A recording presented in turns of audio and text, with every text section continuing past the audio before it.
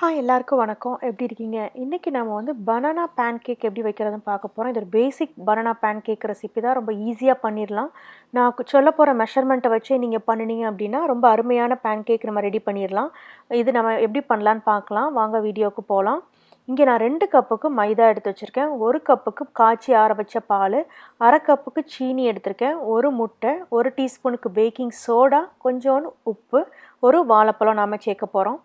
முதல்ல மாவு, உப்பு, பேக்கிங் சோடா இருக்கு இல்லையா, அது 3யும் ஒரு பவுலில் போட்டு நல்லா மிக்ஸ் பண்ணிக்கிறங்க. ஏன்னா அந்த பேக்கிங் சோடாவும் உப்பும் ஈவனாக எல்லா இடத்துக்கும் ஸ்ப்ரெட் ஆகணும். அதனால முதல்ல இந்த ட்ரை இன்க்ரீடியன்ட் எல்லாத்தையும் தனியாக போட்டு மிக்ஸ் பண்ணிக்கிறங்க. இப்போ நமக்கு இது ரெடி ஆயிடுச்சு. இன்னும் அடுத்தது வந்து மிக்ஸி ஜாரில் நாம் எடுத்து வச்சுருக்க சீனி, அதுக்கப்புறம் பால், முட்டையை உடச்சி ஊற்றிக்கிறங்க. அதுக்கப்புறம் ஒரு வாழைப்பழம் சேர்த்துக்கிட்டா போதும். இது எல்லாத்தையும் நல்லா அரைச்சி எடுத்துக்கிறங்க. உங்களுக்கு இது தவிர இன்னும் சுகர் வேணால் இன்னும் ஒரு 1/4 கப் கூட சேர்த்துக்கலாம். பட் இந்த சுகரே போதுமானது. இப்போ நம்ம நல்லா அரைச்சாச்சு. இதை வந்து அந்த மாவு மிக்சரோடு சேர்த்துக்கலாம். சேர்த்து நல்லா மிக்ஸ் பண்ணி விடுங்க. அது எல்லாமே நல்லா ஈவனாக ஸ்ப்ரெட் ஆகணும். அதனால் கொஞ்சம் கொஞ்சமாக அந்த மிக்சரை சேர்த்து இந்த அளவுக்கு பேட்டராக ரெடி பண்ணிக்கிறங்க. நான் சொன்ன அளவில் நீங்கள் மெஷர்மெண்ட் போட்டிங்கன்னா உங்களுக்கு பேட்டர் வந்து இந்த அளவு திக்காக உங்களுக்கு கிடைக்கும். இப்போ நமக்கு பேட்டர் ரெடி ஆயிடுச்சு. ஒரு 10 நிமிஷம் அப்படியே வச்சுட்டு அதுக்கப்புறம் நீங்கள் வந்து பேன்கேக் பண்ண ஆரம்பிக்கலாம்.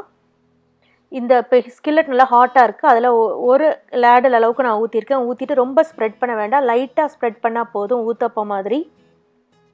இதுக்கு நான் பட்டர் எதுவுமே நான் சேர்க்கலை.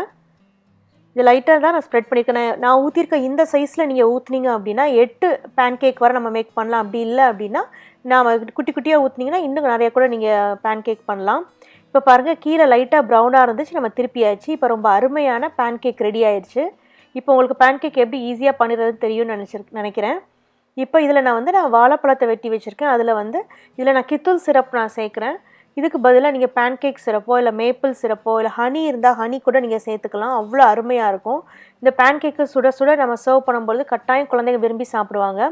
இதுக்கு மேலே நீங்கள் ஐஸ்கிரீமோ இல்லைனா விப்பிங் க்ரீம் வச்சு சேர்த்தா கூட குழந்தைங்களை அவ்வளோ விரும்பி சாப்பிடுவாங்க, ஒன்றை கூட மிச்சம் வைக்காமல்.